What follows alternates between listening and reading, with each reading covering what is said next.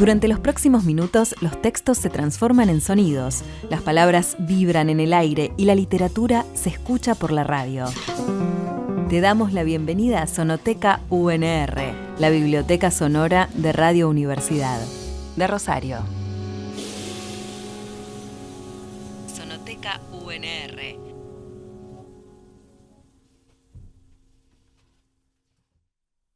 Enzo, Enzo, te van a matar, Enzo, no entres, Enzo. Con el pelo revuelto, la mirada en caos, desolada ante la cortina del living, donde mamá decía ver al hombre que la amenazaba. La madrugada de un lunes de verano en Buenos Aires. El calor apenas entibiado por una brisa venida del río. Yo había saltado de mi cama para caminar las 4 cuadras que me separaban del departamento donde había crecido, la calle vacía, el silencio atravesado por el paso fugaz de algún colectivo, el canto anticipado todavía en la oscuridad de los orzales. Nada que ya no hubiera hecho antes, en los últimos meses, desde que la enfermedad de mamá había empeorado tanto, desde que había dejado de ser hijo para trasladarme a esa fase desconcertante de la adultez, convertido, casi de repente, en el padre de mis padres. Sin embargo, había subido en calma por el ascensor porque la voz cansada de papá arriba, tratando de tranquilizar a mamá, conservaba algo de su antiguo poder de reconfortarme. Era nada más que una ilusión porque cuando llegué al 5º piso papá ya no estaba. Una milésima de segundo antes de que yo abriera el ascensor, alcancé a ver que se escabullía a la cocina para dejarme a cargo.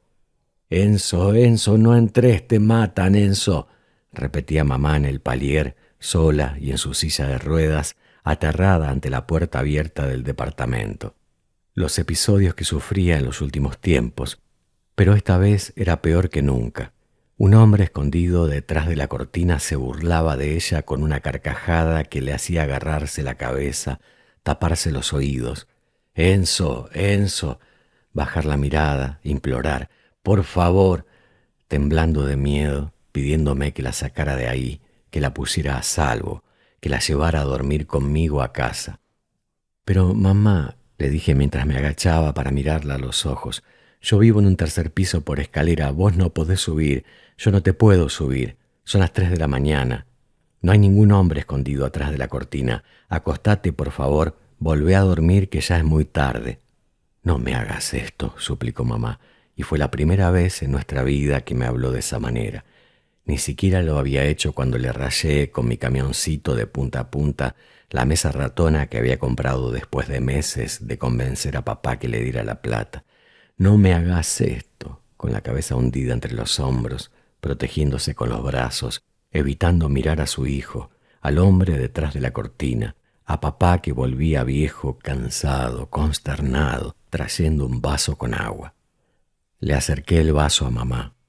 El líquido se derramó en el temblor de sus manos, pero tomó un sorbo profundo, con los ojos de nuevo al frente, atentos a lo que pasaba detrás de esa cortina. Me devolvió urgente el vaso. «Ayúdame, por favor», y hundió otra vez la cabeza entre las manos. Le pregunté si quería más agua. Era una excusa para hacer que tomara la pastilla que la calmaba, así volvía a dormirse. Ella necesitaba descansar. Papá también estaba cansado, tiene 84 años, se pasa todo el día detrás tuyo, cuidándote, ocupándose de los remedios, hace lo que tiene que hacer después de tantos años de vos cuidándolo a él, ¿o no había sido así? Por eso tenés que volver a la cama y dormirte, yo te acompaño. Despacio, no hay ningún hombre, lo que ves es la misma cortina, una ilusión óptica, una alucinación provocada por la enfermedad. ¿Te acordás que la psiquiatra nos había avisado? «Es eso», dije con calma, hablando despacio como me hablaba ella cuando era chico y me despertaba aterrado por un mal sueño.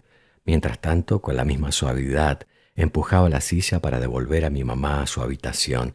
«No hay ningún hombre, no te quiere hacer mal, son nada más que alucinaciones». Y le acaricié la cabeza como jamás se la había acariciado.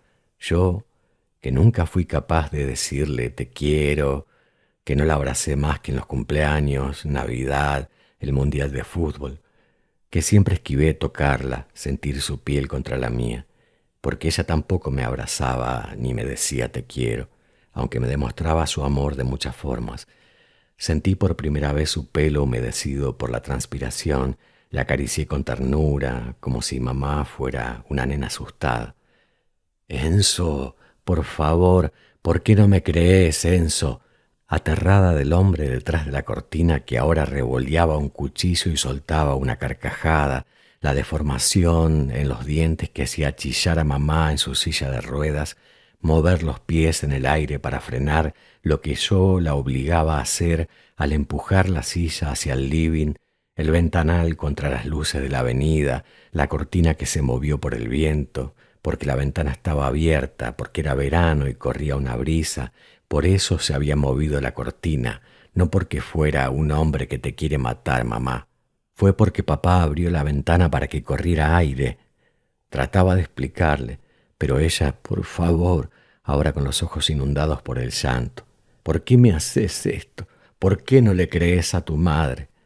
Mientras su único hijo cedía ante los ruegos y tiraba de la silla para alejarla de la cortina, para sacarla del living y devolverla al palier, lejos del hombre que quería matarla. Me asomé a la cocina y con una seña le pedí a papá, que esperaba sentado y agarrándose la frente, que me alcanzara la pastilla. Pero mamá no quería ninguna pastilla. Tenía los labios sellados. Intenté que lo hiciera como una ofrenda. Después, por favor, ahora era yo el que tenía los ojos llenos de lágrimas. Tomate la pastilla, mamá. Y volví a la cocina para pedirle a papá, que hacía rato que ya no sabía qué hacer con su propia vejez, y mucho menos con la de esa mujer que se había vuelto irreconocible, exagerando el movimiento de la boca para que me entendiera sin que mamá escuchara, que mezclara la pastilla en el vaso. Por favor, Enzo, llévame a tu casa, por favor, te lo pido. El silencio mientras papá en la cocina abría la heladera, llenaba el vaso, picaba la pastilla sobre la mesada. Mamá seguía mirando esa cortina, ahora inmóvil, pero también la nada. El hombre que seguía amenazándola, pero también la nada. Y yo que intentaba demostrarle que efectivamente no había nada, ¿ves? Mientras entraba en el departamento para recorrer el living, desaparecía por un segundo detrás de la cortina. Mamá me gritaba que volviera. Enzo, no, por favor, te matan. Y yo reaparecía sin ninguna herida. Prendí y apagué la luz, todo normal, todo producto de esa enfermedad que había convertido a mi mamá en un despojo de nervios. Y sin embargo tuve que hacerlo. Seguí rumbo a lo profundo del departamento, el baño, la habitación, encendí cada una de las luces que conocía de memoria, me fijé debajo de la cama, dentro del armario, atrás del televisor. Necesitaba estar seguro, cerciorarme de que mamá no tenía razón, que lo único que la atacaba era su cabeza, porque hubiera preferido que todo fuera verdad y se resolviera con un llamado a la policía. Cuando volví para asegurarle que estaba a salvo, mamá seguía en el mismo lugar, esperándome ansiosa, quizás. Me pareció un poco más convencida de que era cierto que ningún hombre se burlaba de ella, le mostraba los dientes, quería matarla con un cuchillo. Un poco más convencida porque su hijo había entrado en la penumbra para volver y contarle que no había nada, nadie, nunca, excepto papá picando la pastilla en la cocina, plink contra la mesada con un mortero, plink con un martillo o con algo que hacía demasiado ruido, y mamá enseguida dijo que está poniéndole algo. Le dije no, son golpes del vecino quejándose de tanto barullo, ya casi está por amanecer, el departamento abierto, el ascensor en espera, la puerta del vecino que en cualquier momento se iba a abrir para retarnos por el ruido. Y mamá se dio cuenta de que papá le ponía algo en el agua. Y sin embargo, cuando lo vio volver de la cocina con el vaso y me lo dio para que yo se lo pasara a ella, igual lo agarró. Igual tomó un sorbo largo. Dijo tiene gusto raro, pero tomó otro sorbo. Y el hombre que la amenazaba pareció desaparecer mientras la pastilla diluida en agua fresca se escurría por la boca del estómago, las venas, rumbo a ese laberinto de neuronas en cortocircuito donde esa mujer que había sido fuerte y curiosa y atrevida y orgullosa de su hijo buscaba desesperada una salida. Habrá sido la medicación, el agua fresca, mi incursión en las fauces del lobo que la amenazaba, el cansancio o la vergüenza de saberse descubierta en las alucinaciones de su enfermedad, o habrá sido el sueño, el peso de entender que no habrá nada para buscar más allá de la cortina, pero tampoco bajando por el ascensor. Todo eso junto para que mamá me devolviera el vaso con una mirada distinta. Alguna parte de ella volvía a creerme. Yo volvía a ser el hijo en el que ella siempre había confiado y ella volvía a ser la madre que había sido. Entonces le pregunté si se animaba a que entráramos juntos, despacio, yo empujando una vez más su silla de ruedas, prendiendo otra vez las luces, revisando detrás de las mismas puertas, debajo de la cama. ¿Ves? El espacio es demasiado chico, nadie puede esconderse ahí. Ni en el placar, ni abajo del mueble de la computadora, ni en el baño que abrí con suspenso para que creyera que sí, que era posible, para creerlo yo también, y que algo, aunque fuera un fantasma, un ladrón, un hombre de dientes deformados y cuchillo, me devolvieran a esa mamá que me leía cuentos, la historia de Atila, lo que había hecho Napoleón, y llévate abrigo, la leche chocolatada, los ravioles con pollo. Y cuando yo tenía miedo y me sostenía la mano como yo ahora sostenía la de ella, ¿entendés? No hay nada, no hay nadie. Todo está en tu cabeza, en la enfermedad, en los medicamentos. Y ella, con desconfianza, pero también entrando, dejándose bajar de su silla de ruedas, acomodarla sobre su cama, un suspiro y las piernas endurecidas, así vestida iba a dormir. Y quería su teléfono cerca y un palo para protegerse, y estaba bien si le dejaba un poco más de agua, si le acomodaba las almohadas, si le prometía que todo iba a estar bien, que me iba a quedar con ella, iba a estar cerca en mi casa a pocas cuadras, cuidando que a ella no le pasara nada, cualquier cosa podía llamarme y yo volvía. Sí, a esa hora ni los autos pasan. Y le iba a dejar la luz del velador prendida y le iba a decir a papá que viniera a darle el beso de las buenas noches. Eso fue lo que me pidió, un beso de su marido. Se lo dije cuando ya había logrado que mamá entrecerrara los ojos.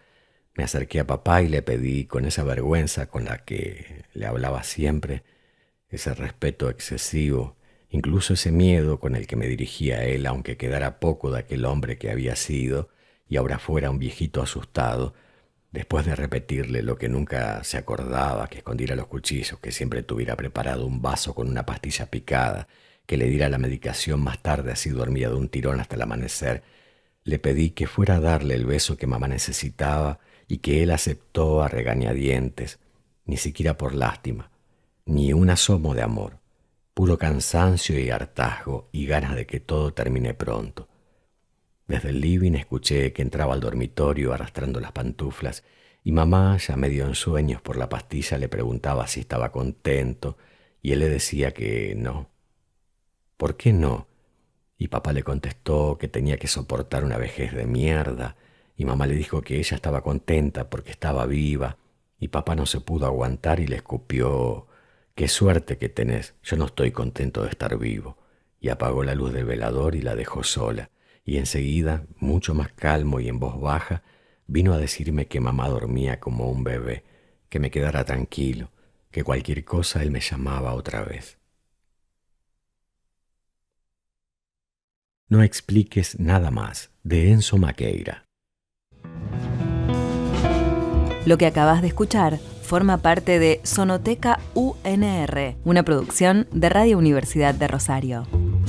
Lectura y realización, Guillermo Peñalves. Selección de textos, Federico Aicardi. Entérate de todo lo que hay en nuestra sonoteca en radio.unr.edu.ar.